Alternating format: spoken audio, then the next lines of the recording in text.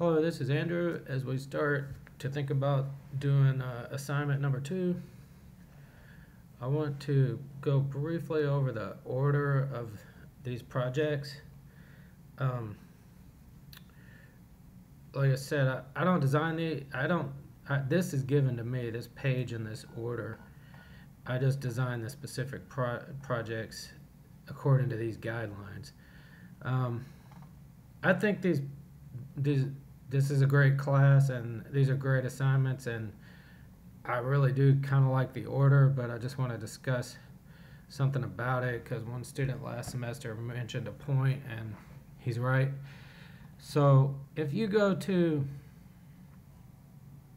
the first one we'll do is the IP addressing plan, and then we're going to do a domain name service setup. So basically what we're going to do is set up a DNS server using either Linux or Windows.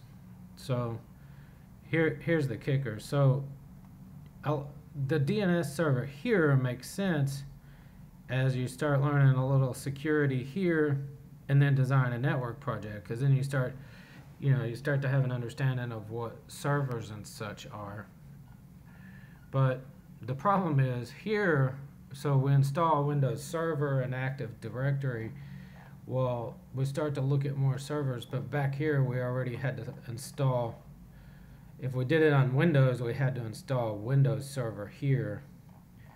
And also we could do DNS on Linux, but it's asking you to install Linux here. So if we do a Linux server in the beginning, then we've already done this project, the install Linux. So it's all, the problem is there's just a lot of information, and it's what's the best order to present it, and sometimes there's no way to prevent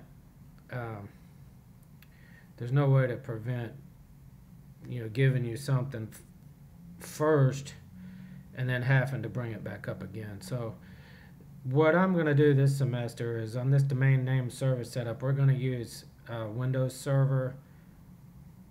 I would like to use 2012, but you see a lot of 2008 out there.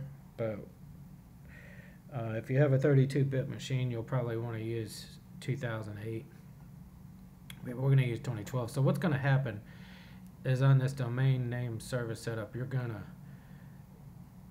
install Windows Server on a virtual machine and then do a domain name service setup on that Windows Server. So what that's going to mean for that's project 2. Then project 3 will do some security. This is mostly going to be security management, although we will look at some security on systems and components and network design projects. So then you have to design your whole network, which you did security, you did domain name service, you have IP addressing and static routing, and you start to get an idea of how all these pieces come together. And then you're going to install Windows Server, but we already did it. So what you want to do is, from this project 2, is you want to save your virtual machine and your work, because you're going to use it again here. What we'll do at this stage is we'll just add Active Directory on. Then we'll add Exchange on. And then after that, we'll do Linux and then Apache Web Server. So, like I said, I think this is a great course. And,